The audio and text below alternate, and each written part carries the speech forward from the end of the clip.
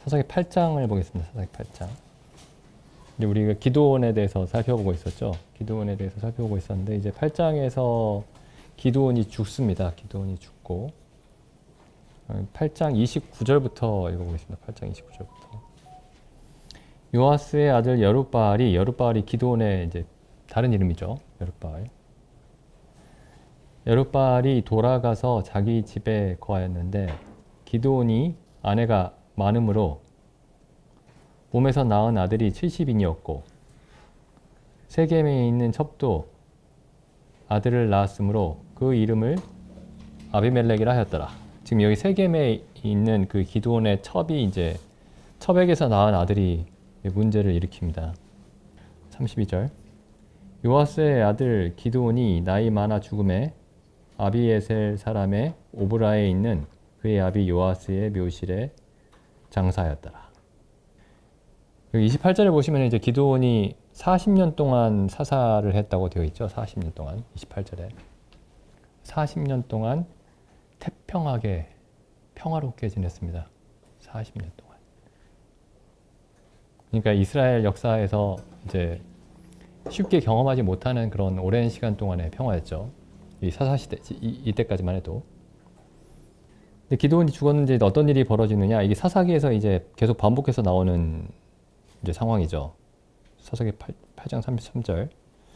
기드온이 이미 죽음에 이스라엘 자손이 돌이켜 바알들을 음란하게 위하고 또 바알브릿을 자기들의 신으로 삼고 주변에 있는 우상들에게로 다시 돌아갔죠.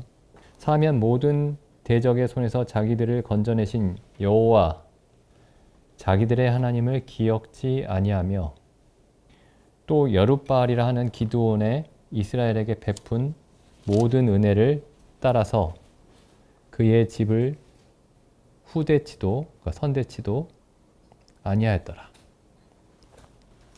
기드온도 잊어버리고 그 기드온을 통해서 자기들을 구원하신 하나님도 잊어버리고 주위에 있는 우상, 지금까지 섬기던 우상들을 섬기는 삶으로 다시 돌아갔습니다.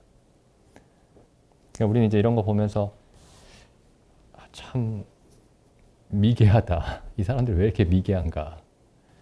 그 나무 모양으로 신을 만들어서 거기에 절을 하고 섬긴다는 게 참 미개하지 않나 이렇게 생각할 수 있지만은 이 지금 사사기에 나오는 이 이야기들이 우리의 경계를 위해서 기록이 되어 있습니다. 이 기독교가 이제 출현한 이후에 뭐 우상을 깎아서 그에게 절하고 섬기고 이런 사람들은 없죠. 물론 없지는 않습니다만은 로마 가톨릭이 그대로 하고 있죠. 카톨릭에서 그렇게 하고 있고 뭐 그리스 정교회에서도 그렇게 하고 있습니다. 굉장히 많은 사람들이 여전히 이제 그 어떤 조각으로 뭐 예수의 상이다, 뭐 마리아 상이다, 성인들의 상이다 하면서 이제 깎아서 그 앞에 절하고 기도하고 뭐 이런 일들을 하고 있죠. 그에 반해서 이제 뭐 그런 개신교는 그렇게 하지 않고 있느냐? 개신교도 그렇게 하고 있습니다. 눈에 보이는 조각만 만들지 않을 뿐이지 머릿속에 가지고 있는 하나님에 대한 생각은 각양각색입니다. 그 성경에 있는 하나님이 아니죠.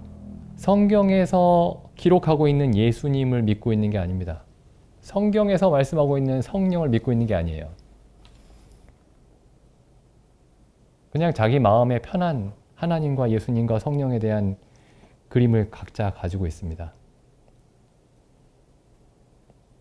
그게 이제 사도들이 살아있을 때 이미 그런 현상이 나타났죠. 그래서 이제 뭐 우리가 여러 번 읽었지만은 고린도 후서인가요? 고린도후서 11장입니다.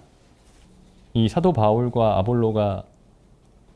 직접 세웠고 몇 년 동안 가르쳤고 거기에 머무르면서 또 성경에 능한 아볼로가 가서 또 몇 년 동안 가르쳤고 그렇게 해서 세워졌던 이 교회에서 일어난 일이 뭐냐면은 11장 4절에 보시면 만일 누가 가서 우리가 전파하지 아니한 다른 예수를 전파하거나 혹 너희가 받지 아니한 다른 성령을 받게 하거나 혹 너희가 받지 아니한 다른 복음을 받게 할 때에는 너희가 잘 용납하는구나. 이게 굉장히 중요한 좀 기억해야 될 사실입니다. 우리가 나무나 금속으로 무슨 상을 조각하지 않는다고 해서 우상 숭배에서 안전한 건 아닙니다. 똑같이 위험한 상황이에요. 그래서 우리가 알고 있는 예수, 우리가 알고 있는 성령, 우리가 알고 있는 복음이 사도들이 전했던, 사도 바울이 혹은 성경이 전하고 있는 그 예수와 성령과 복음인가 정말 자세히 들여다봐야 됩니다. 그러니까 지금 사도 바울이 고린도 교회를 봤을 때 고린도 교회가 굉장히 위험한 상황이었던 거죠. 우상을 섬기고 있었던 겁니다. 우상을. 다른 신들을 섬기고 있었던 거예요. 근데 더 위험한 건 뭐냐면은 그 이름들이 예수와 성령과 하나님이었기 때문에 본인들이 우상을 숭배하고 있다는 사실을 몰랐던 겁니다. 그게 더 위험한 거였죠. 다시 이제 돌아가 보겠습니다. 사사기 8장. 그래서 구약에 나와 있는 그 우상 숭배하는 이스라엘 백성의 역사를 보면서 참 미개하다 이렇게 생각할 건 전혀 아닙니다. 이 사람들이 우리보다 좀 미련하고 그런 사람들이 전혀 아니에요.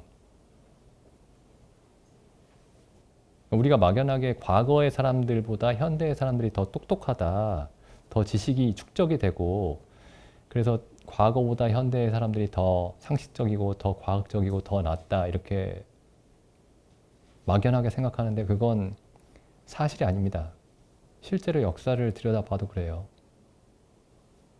그 사람들의 편견이죠. 편견입니다. 계속 읽어보겠습니다. 9장, 사사기 9장. 여룻발의 아들 아비멜렉이 기드온의 아들 첩의 아들이죠. 기드온의 아들 아비멜렉이 세겜에 가서 그 어미의 형제에게 이르러, 그러니까 외갓집에 간 거죠. 어미의 형제에게 이르러 그들과 외조부의 온 가족에게 말하여 가로되 청하노니 너희는 세겜 사람들의 귀에 말하라. 그러니까 세겜 사람들에게 이렇게 얘기를 전해라, 전파해라. 여룻발의 그 기드온의 아들 70명이 다 너희를 다스리는 것과 한 사람이 너희를 다스리는 것 어느 것이 너희에게 낫겠느냐? 70명의 지배를 받을래? 아니면 나 한 사람의 지배를 받을래? 이렇게 물어본 겁니다. 70명을 왕으로 섬기겠느냐? 나 한 사람을 왕으로 섬기겠느냐? 70명의 종로로 사느니 한 사람의 종로로 하는 게 낫겠다. 이제 이런 계산이 들겠죠. 사람들 머릿속에. 그 다음에 이 사람이 또 뭐라고 얘기하느냐? 이 아비멜렉이. 또 나는 너희의 고륙 지친임을 생각하라. 우리 어머니가 세겜 사람이다. 같은 지역 사람이죠. 같은 족속이죠. 3절에 그 어미의 형제들이 그를 위하여 이 모든 말을 온 세겜 사람들의 귀에 고하매 그들의 마음이 아비멜렉에게로 기울어서 말하기를 그는 우리 형제라. 원래 그 지도자를 뽑으려면 어떻게 해야 되죠? 우리 형제라고 되는 건 아닙니다. 나하고 가까운 사람이라고 해서 그 사람이 지도자가 될 수 있는 건 아니죠. 그 사람이 지도자가 될 만해야 왕이 될 만해야 왕이 될 수 있죠. 그런데 지금 이 사람들이 어떻게 생각을 하느냐면은 그는 우리 형제고 기드온의 나머지 아들들은 세겜 사람이 아니다. 이 지금 아비멜렉은 그 어머니가 세겜 사람이니까 사실상 우리 형제다. 이렇게 판단을 한 겁니다. 4절 바알브릿 묘에서 은 70개를 내어 그에게 주매. 그래서 이 이제 세겜 사람들이 이제 바알을 숭배하는 그 신전에서 그 은 70개를 이 아비멜렉에게 주었습니다. 그러니까 아비멜렉이 뭘 하냐면 그 은 70을 가지고 그것으로 방탕하고 경박한 유를 사서 자기를 쫓게 하고, 그러니까 불량한 사람들을 이제 산 거죠. 돈으로 매수를 한 겁니다.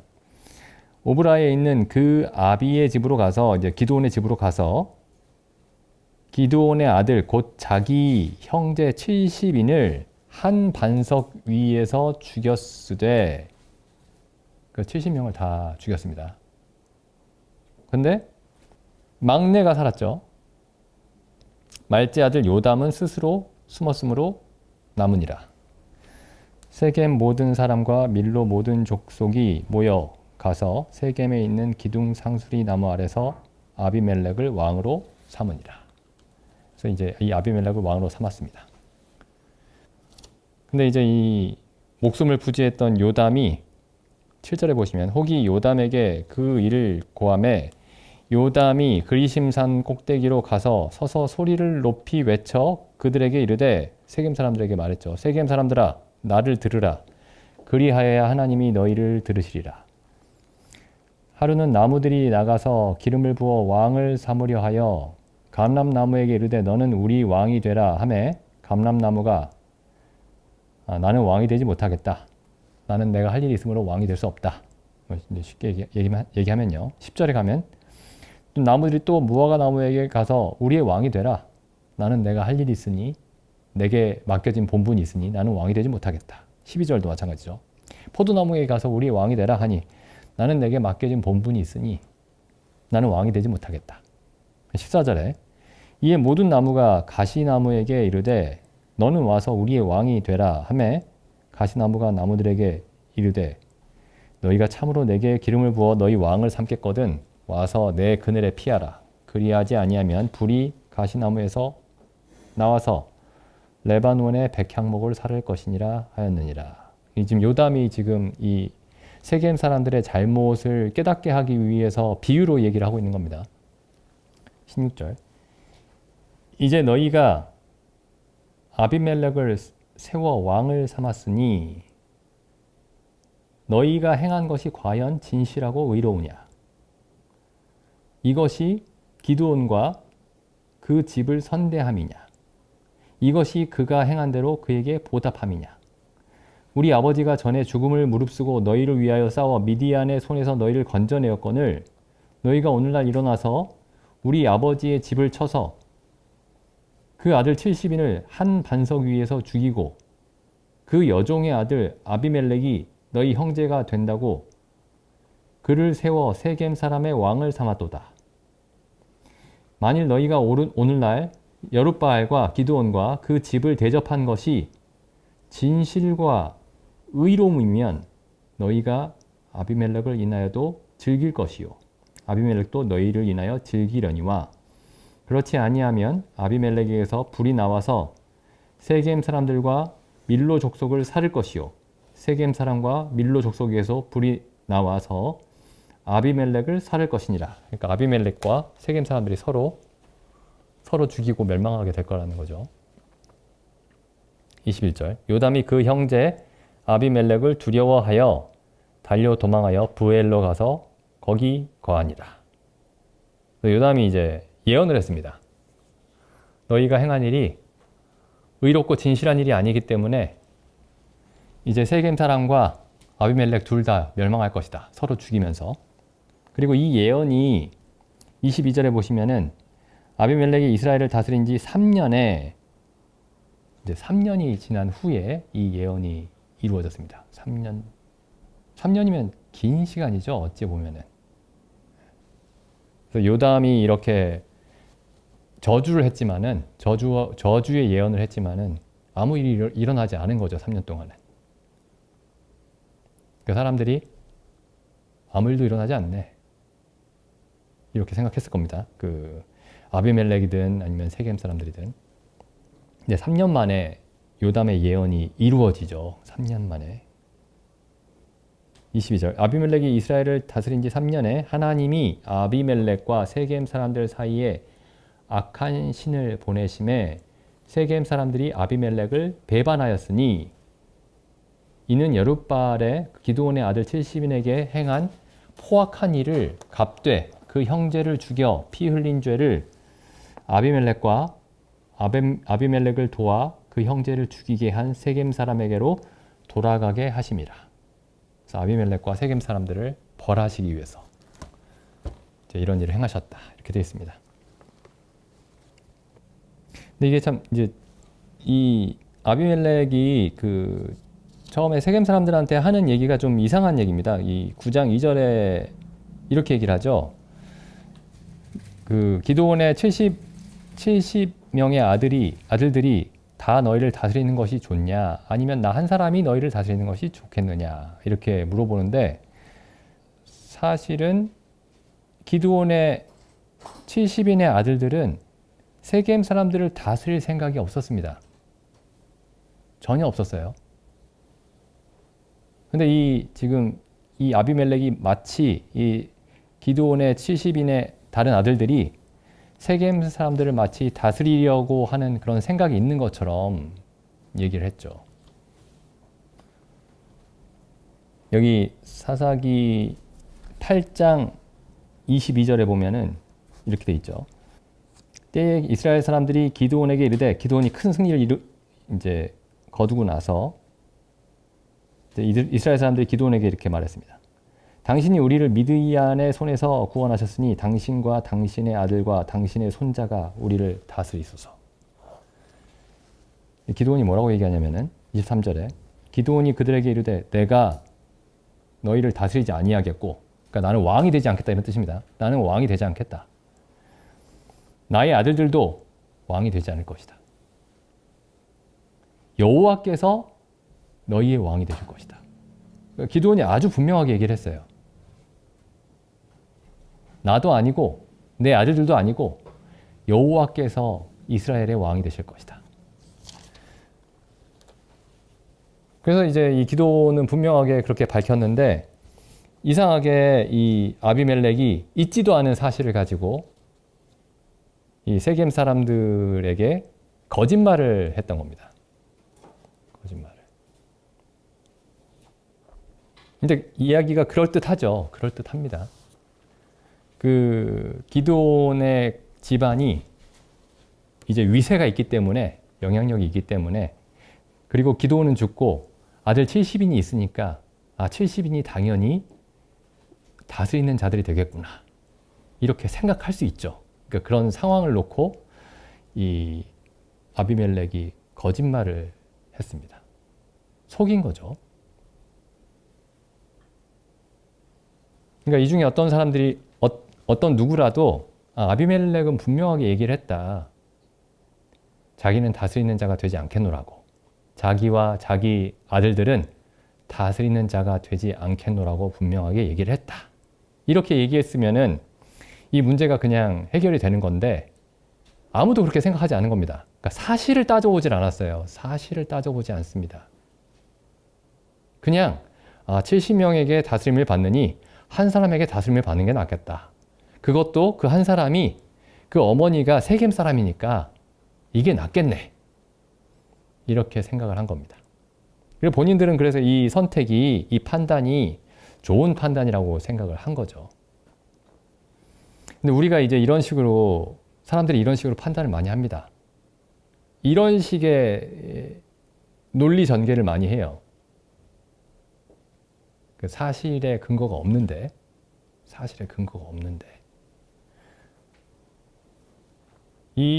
지금 이게 그 창세기 3장에서 뱀이 하와에게 했던 사용했던 수법과 비슷합니다.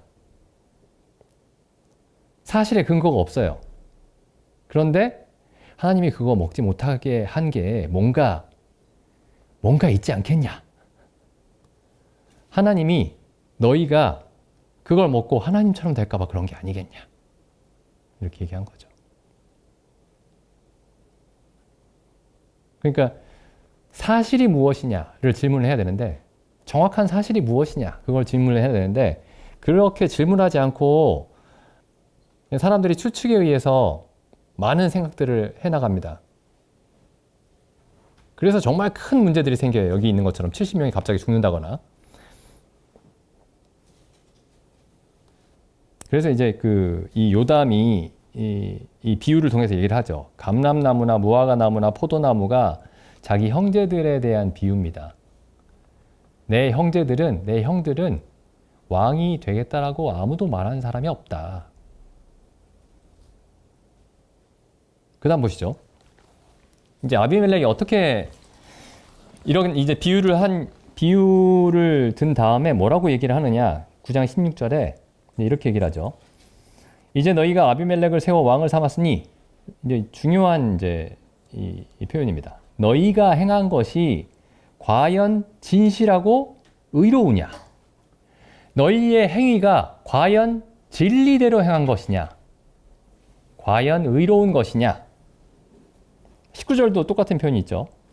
만일 너희가 오늘날 여룻바알과 그 집을 대접한 것이 진실과 의로움이면 너희가 아비멜렉을 인하여 즐길 것이요.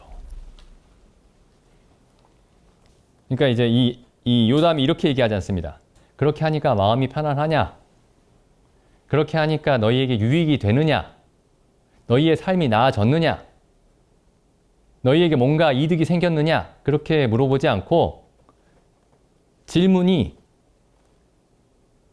그게 진실한 일입니까? 진실하다는 말이 진리대로 행했느냐를 묻는 거죠. 그게 진리냐? 그게 의로우냐? 그래서 지금 여기 지금 아비멜렉이 하고 있는 일이 뭐냐면은 이 사람들의 어떤 기분에, 이 사람들의 감정에 호소하고 있는 게 아닙니다. 이 사람들의 감정에 호소하고 있는 게 아니고, 혹은 이 사람들의 어떤 자존심에 호소하고 있는 것도 아니고, 이 사람들의 어떤 자부심을 이용해서 얘기하려고 하는 것도 아니고, 이 사람들의 양심에 물어보고 있는 겁니다. 양심에. 너희 행한 것이 과연 진리에 따른 것이냐? 그게 의로운 일이냐를 물어보는 거죠. 제가 왜 이 말씀을 드리냐면은, 복음을 전할 때, 우리가 복음을 전할 때 그 대상이 뭐냐? 그 타겟이 뭔가? 라고 했을 때 그 타겟이 그 사람의 감정이 아닙니다. 그 사람의 양심이죠. 양심을 향해서 묻습니다. 그러니까 이렇게 보통 이렇게 전하죠. 예수님 믿으면 행복합니다. 예수님 믿으면 평안합니다. 예수님 믿으면 좋아요. 그래서 잘 달래서, 잘 뭔가 유인해서 이제 믿게 하려고 하죠. 근데 지금 이 요담은 이 사람들의 어떤 기분을 혹은 감정을 이렇게 조작해서 자기가 원하는 결과를 만들려고 하지 않았고, 그 사람들의 양심을 향해서 얘기를 했습니다. 여기 고린도 후서 말씀 한번 가보시죠. 1장 12절부터 보겠습니다. 고린도 후서 1장 12절.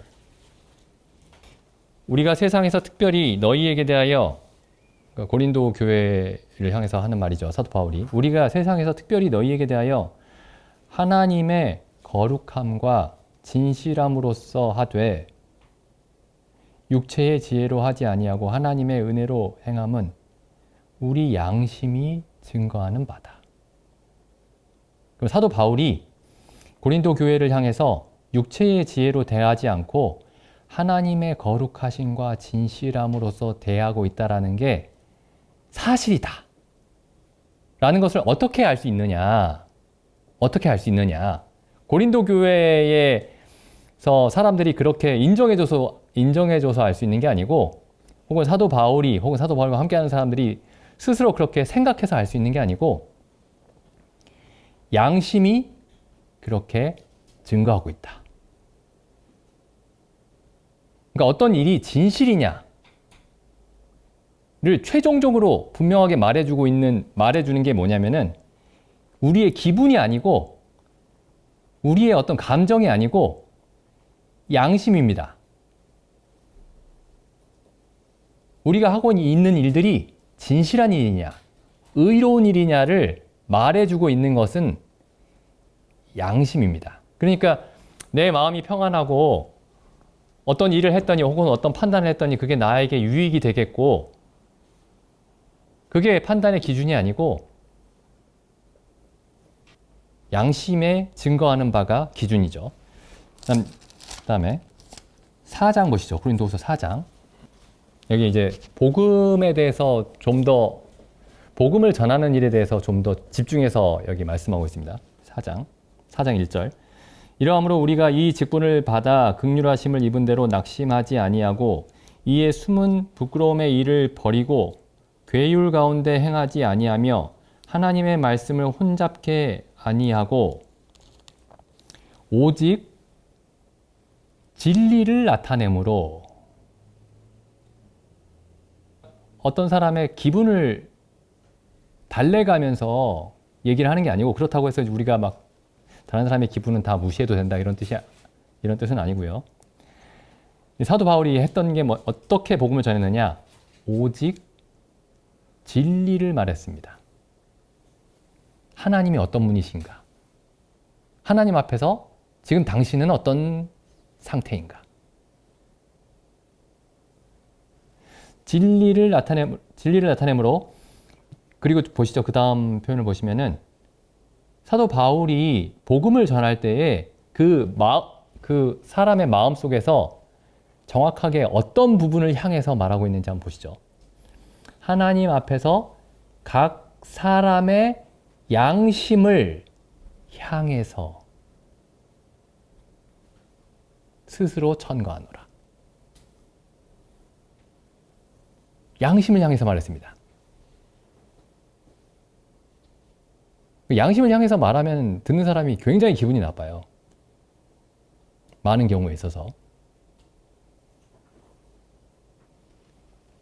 근데 제가 이제 저도 돌아보면은 사람들에게 복음을 전한다고 할 때 그 사람의 양심을 향해서 말하지 않고 그 사람의 기분을 향해서 말하지는 않았는가 그런 생각이 듭니다. 그리고 그 각 사람의 양심을 향해서 말을 했기 때문에 사도 바울이 이렇게 말할 수 있었습니다. 4장 3절에 만일 우리 복음이 가리웠으면 망하는 자들에게 가리운 것이라.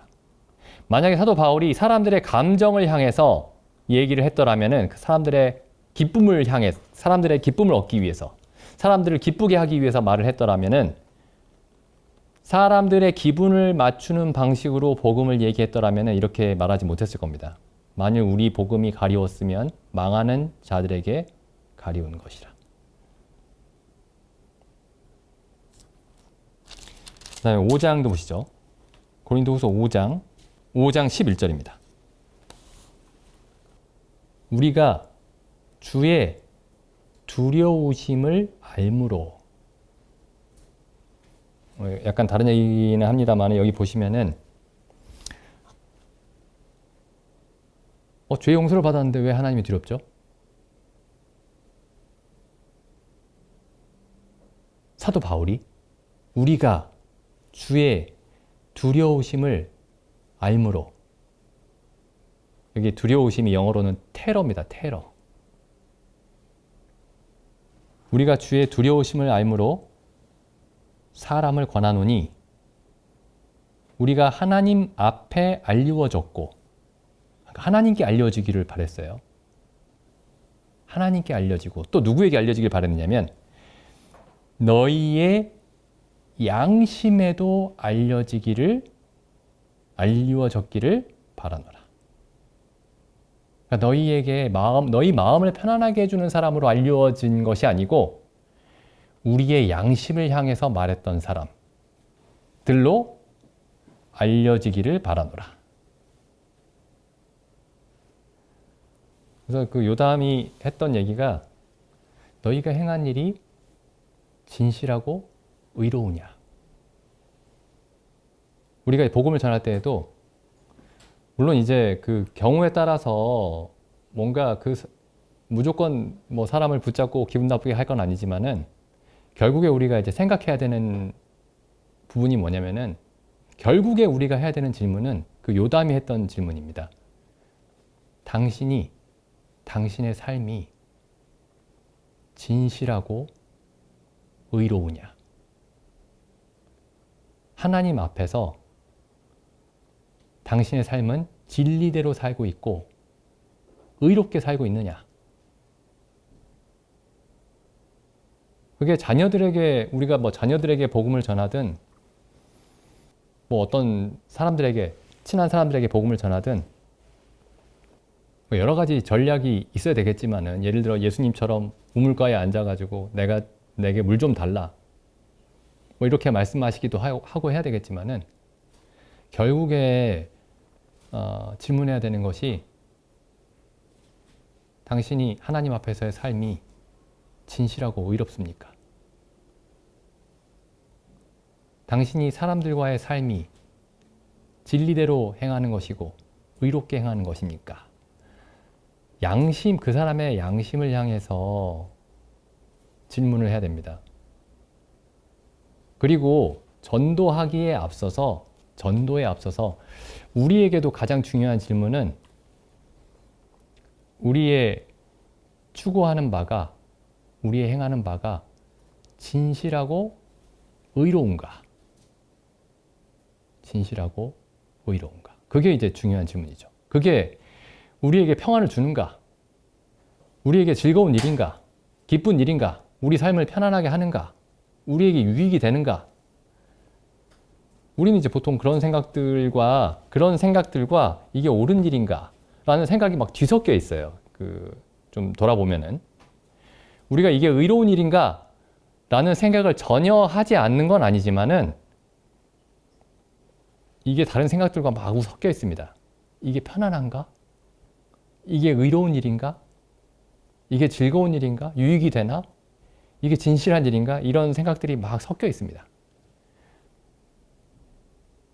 근데 복음은 양심을 향해서 말을 하고 있고 우리에게도 먼저 양심을 향해서 말씀하셨던 것이고 그래서 복음을 이해할 때 복음이 우리의 마음 속에서 마음에서 특별히 어떤 부분을 향해서 말을 하고 있는가 우리의 기분을 달래주기 위해서 우리에게 평안감을 주기 위해서 복음을 전하고 있는 게 아니고 그 복음은 우리의 양심을 향해서 말씀하고 있다. 그리고 양심은 무엇을 생각하는 기관이냐면은 의로운가, 옳은가, 진리대로 행하는 것인가, 하나님께 드려야 하는 것을 우리가 하나님께 드리고 있는가, 형제 자매에게 주어야 하는 것을 서로 주고 있는가, 하나님을 하나님답게 대하고 있는가, 형제 자매들을 하나님의 형상과 모양을 가진 그런 지체들로 대하고 있는가, 세상 사람들에게도 하나님의 형상을 가진 그런 사람들로서 복음을 전하고 있는가, 복음을 전하고자 하는가. 이게 이제 진리대로 행하는 거죠. 진리대로 의롭게.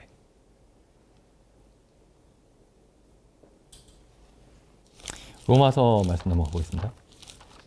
지난번에도 몇 차례 말씀드렸지만은 그 성구 사전을 가지고 양심이라는 단어가 쓰이고 있는 성경 구절들을 하나씩 좀 찾아서 자세히 한번 들여다보십시오.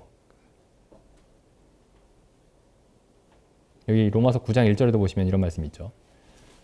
내가 그리스도 안에서 참말을 하고 거짓말을 아니하노라. 자기가 사도 바울이 참말을 하고 거짓말을 하지 않는다는 걸 어떻게 알 수 있을까요? 내게 큰 근심이 있는 것과 마음에 그치지 않는 고통이 있는 것을 내 양심이 성령 안에서 나와 함께 증거하노니. 내 양심이 성령 안에서 말한다. 이 말을 잘 보시면은 성령은 양심과 함께 말하십니다. 새롭게 된 양심이 성령과 함께 말하죠. 성령이 통해서 말씀하시죠. 사도행전을 보시면 사도 바울이 재판을 받을 때 항상 이런 얘기를 합니다. 내가 범사의 양심을 따라 모든 일에 양심을 따라 하나님을 섬겼노라. 하나님도 양심에 따라서만 섬길 수 있습니다. 새롭게 된 양심. 그러니까 양심이 없으면 하나님을 섬길 수가 없게 되어 있는 거죠. 여기 히브리서 말씀 가보시면은 히브리서 9장 9절부터 보겠습니다. 9장 9절. 이 장막은 구약의 성막이죠. 구약의 성막은 현재까지의 비유니 이 구약의 제사에 의지하여 드리는 예물과 제사가 섬기는 자로 그 양심상으로 온전케 할 수 없다. 히브리서 기자의 이 관심은 뭐냐면은 어떻게 양심이 온전해지느냐, 이게 관심입니다. 어떻게 그 양심이 온전해지느냐. 양심이 불완전했다라는 거죠. 그리고 구약의 수많은 제사들로는 양심상으로 온전해질 수 없다. 13절 보겠습니다. 13절.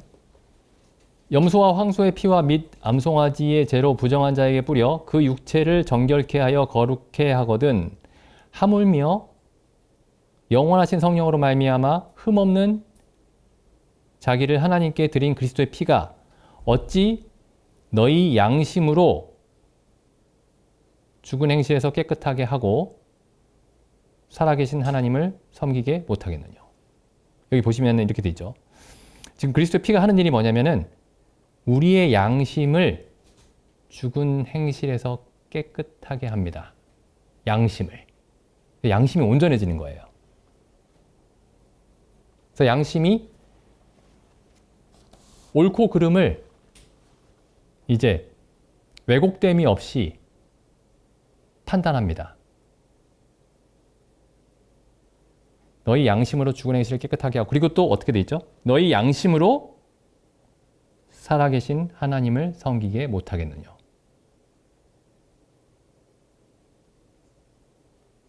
그러니까 사람들이 이제 그 신앙생활을 하면서 하나님이 주시는 평안, 하나님이 주시는 기쁨 이런 얘기들을 많이 하는데 사실 그 평안과 기쁨이라는 어떤 감정보다 더 중요한 게 뭐냐면은 양심입니다.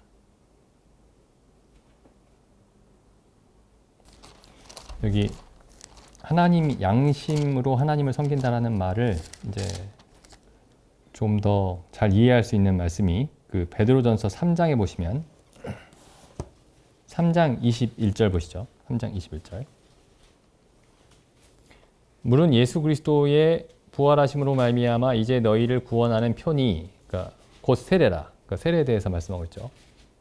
여기 물은 이제 노아의 홍수의 물인데 그 노아의 홍수의 물이 침례의 상징이다. 이렇게 말씀하고 있습니다. 물은 예수 그리스도의 부활하심으로 말미암아 이제 너희를 구원하는 편이 곧 세례라. 육체의 더러운 것을 제하여 버림이 아니요 오직 선한 양심이 하나님을 향하여 찾아가는 것이라. 그럼 이 하나님을 찾아가는 것이 양심이 없으면은 하나님을 찾아갈 수 없습니다. 이 양심이 전에도 말씀드렸지만 이제 양심이 영어로 conscience예요. conscience. 이게 그 헬라어를 그대로 영어로 번역한 말인데 이 뒤에 있는 말이 지식이란 뜻입니다. 함께 알다 이런 뜻이에요. 그 양심이라는 말이 함께 알다. 그래서 양심이라는 게 하나님을 알 수 있는 기관입니다. 하나님을 알 수 있는 기관. 우리의 눈이 바깥 세상을 볼 수 있는 기관인 것처럼 우리의 귀가 소리를 들을 수 있는 기관인 것처럼 이 양심이 하나님을 알 수 있는 기관이에요. 하나님의 의로우심을, 하나님의 참되심을 알 수 있는 마음의 기관입니다. 그래서 하나님은 양심에 제시하는 거죠. 하나님 믿으면 좋아. 하나님 믿으면 행복해. 이렇게 말하는 게 아니고 하나님은 의로우신 분이고 사람은 하나님의 형상을 따라서 하나님이 지으셨고 의롭고 거룩한 삶을 살도록 하나님이 지으셨다.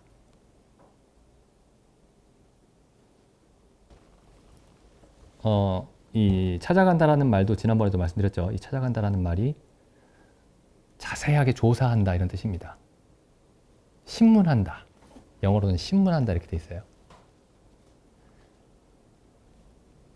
그래서 평안하다, 즐겁다. 이게 나쁜 말은 아니지만은, 그리고 평안하고 즐겁고 기쁜 일도 항상 있어야 되겠지만, 이 모든 것들이 어디에서 나와야 하느냐면은 하나님을 정확하게 올바르게 하나님의 의로움에 대해서 올바르게 아는 데서 나와야 됩니다. 그래서 요담의 그 질문, 너희의 행위가 진실하고 의로우냐? 이게 이제 복음을 전하는 어떤 시작하는 중요한 질문입니다. 우리가 복음을 그렇게 이해하고 있는지, 그리고 또 그렇게 전하고 있는지 돌아왔으면 좋겠습니다. 기도드리고 마치겠습니다.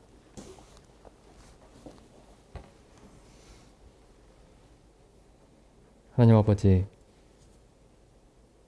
참 우리 주 예수 그리스도께서 이 땅에 오셔서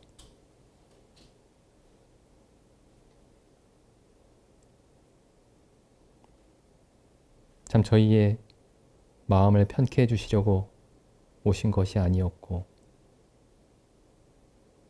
하나님 앞에서 저희가 어디에 서 있는지, 또 어디에 서 있어야 하는지를, 그 진리를 말씀하시기 위해 저희에게 오셨음을 생각할 때 감사드립니다.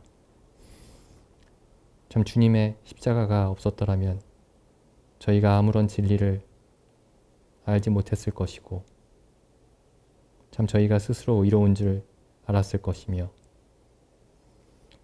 하나님의 의로움과 거룩함이 어떠한 것인지도 저희가 알지 못하였겠나이다. 그러나 십자가에 달리신 그리스도를 통해 참 저희가 감히 하나님 앞에 설 수 없는 그 하나님의 거룩하심을 저희에게 알려주셨사옵고, 또한 그리스도의 십자가의 피가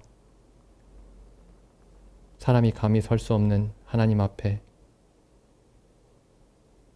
저희를 기쁨 가운데, 평안 가운데 세울 수 있는 그런 하나님의 능력임을 저희에게 보여주셨음에 감사드립니다. 저희로 항상 이 하나님께서 저희에게 주신 선한 양심을 따라 하나님만을 온전히 찾아가게 하여 주시옵소서. 저희 안에 새롭게 해주신 이 양심으로 하나님의 의로우심을 더욱더 알게 하여 주시기를 원하옵나이다. 그리하여 저희가 하나님의 의로우심을 따라 그 가운데서 걷는 삶을 저에게 알게 하여 주시옵소서. 이 모든 말씀을 우리 주 예수님의 이름으로 기도드립니다. 아멘.